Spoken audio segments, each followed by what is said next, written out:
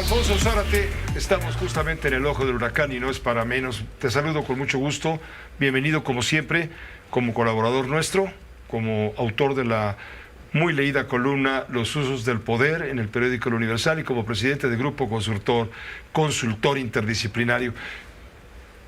¿Qué te digo? ¿Cómo la ves? ¿Qué piensas? Te veo cara de entre tristeza, desolación, angustia, desesperación, frustración por todo lo que estamos viviendo. Sí, Pepe, yo creo que esta calamidad que ha dejado un Acapulco roto, fracturado. Herido, nos decía ahorita Aragonés. Así es, y que va a reclamar un enorme esfuerzo y de muchísimos meses y yo diría años para tratar de recuperar Acapulco, admite una lectura de orden político. ¿Y qué rasgos destacaría de los hechos de las últimas horas? Lo primero, que evidencian la ineptitud de las Fuerzas Armadas, que tienen una responsabilidad mayor en distintos ámbitos. Ineptitud en el sentido de que todavía el mismo día de el huracán, cuando al presidente en la mañanera le preguntan sobre la información, él dice que no tiene la información porque la falta de electricidad está generando vacíos, etcétera. Y yo tendría que preguntarme, ¿ese es el único sistema de información? No existe la comunicación satelital, no existe una zona naval en esa región que tenga los instrumentos para informarle oportunamente al presidente de la República. Dos, el tema del trayecto, es decir, el hecho de que el presidente hubiera decidido ir vía terrestre al puerto de Acapulco y que no hubiera habido una autoridad militar en este caso que le advirtiera de las condiciones del terreno. En el trayecto. En todo el trayecto. Ajá. Y la otra cosa, me parece que esa decisión de ir por vía terrestre fue más una decisión teatral, una decisión escenográfica que una decisión real. ¿Por qué? Porque hay decenas de helicópteros con alta tecnología en las Fuerzas Armadas, lo mismo en el Ejército Mexicano que en la Armada.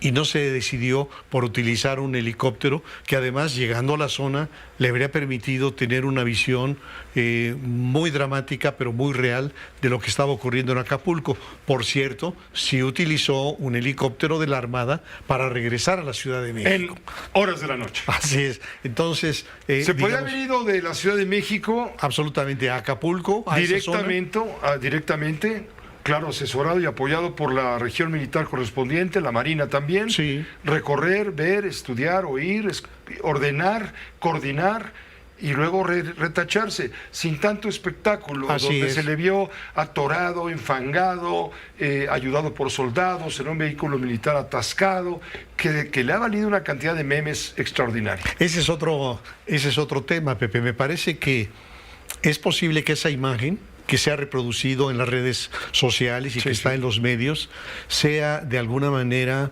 la expresión más brutal de este gobierno. Vi un Twitter, iba a decir, pero bueno, en la red X ahora, un mensaje de alguien que ponía la fotografía del vehículo atascado, de los militares tratando de liberarlo, y el texto decía... a la aplicación del plan de N3 para rescatar al presidente. Es decir, lo que estaba señalando es que mostraba a un presidente atrapado en buena medida en la ineptitud. Y desde luego esto a mí me lleva a extrañar el Estado Mayor Presidencial. Yo coincidiría con el presidente que el Estado Mayor Presidencial había crecido desmesuradamente en su número y en sus atribuciones. Era un verdadero factor de poder. Más de 7,000 elementos me parecía una exageración, pero no desaparecerlo. ¿Por qué no reducirlo a 700 elementos, los más capacitados, los más preparados, a los que difícilmente les habría ocurrido lo que ocurrió el día de ayer con el presidente? Entonces, eso por lo que toca a la ineptitud de quienes organizan los trayectos del presidente con una logística verdaderamente lamentable. Lo siguiente fue privilegiar la teatralidad sobre la eficacia.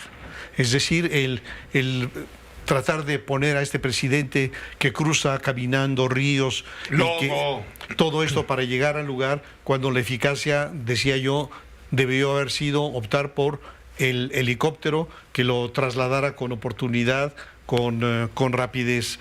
Y con seguridad. Así es. Luego, algo que tú decías hace un momento. Es cierto que en unas cuantas horas la tormenta tropical se convirtió en un huracán, pero más de 20 horas estuvieron anticipando este tema y no escuchamos ni al presidente de la República ni a nadie en su gobierno advertir a las comunidades, a las sociedades. Esto mismo que hizo el presidente, Alfonso, de perifonear que se encontraba justamente en Acapulco, personalmente coordinando, supervisando las acciones de apoyo a la sociedad, al pueblo, etcétera. Eso mismo se pudo haber hecho en la hora 19, cuando estaba confirmado por el Centro de Huracanes de Miami, información que tenía el Servicio Meteorológico Nacional, que tenía la UNAM, que tenía el Ejército. Se podía haber lanzado un perifoneo, si tú quieres, con la voz presidencial, no importa, como debe de ser. Y entonces sí destacar, por lo pronto, justamente esta información en las colonias más populares de mayor alto riesgo en el puerto de Acapulco, que ahora están padeciendo todo esto, y también avisar a toda la comunidad hotelera a través de sus cámaras y gremios para tomar las precauciones de los huéspedes hospedados, habilitar zonas de menor riesgo, como ciertas habitaciones, lugares, salones, en fin, sin ventanas, sin todo esto, más seguros, pues, para que la gente no se llevara el susto de la vida que se llevó, cuando no heridas o pérdidas de vida que todavía no hemos podido confirmar. Sí, y diría dos cosas más, Pepe. El que esta calamidad, este desastre, plantea un enorme desafío a las autoridades gubernamentales, sí a las municipales, sí a las estatales, pero fundamentalmente a las autoridades federales. ¿Cómo van a manejar un problema de esta dimensión? ¿Cómo van a dispersar los recursos? ¿Cómo se van a coordinar las distintas dependencias? Y aquí viene a cuento este otro problema que hemos visto a lo largo de estos años, que la lógica del presidente es encargarle a un funcionario con 90% de honestidad y 10% de capacidad responsabilidades para las cuales no están preparados. Así que esto va a poner a prueba la competencia, la capacidad de esta clase gobernante. Y desde luego esto tiene que ver con el estado de Guerrero.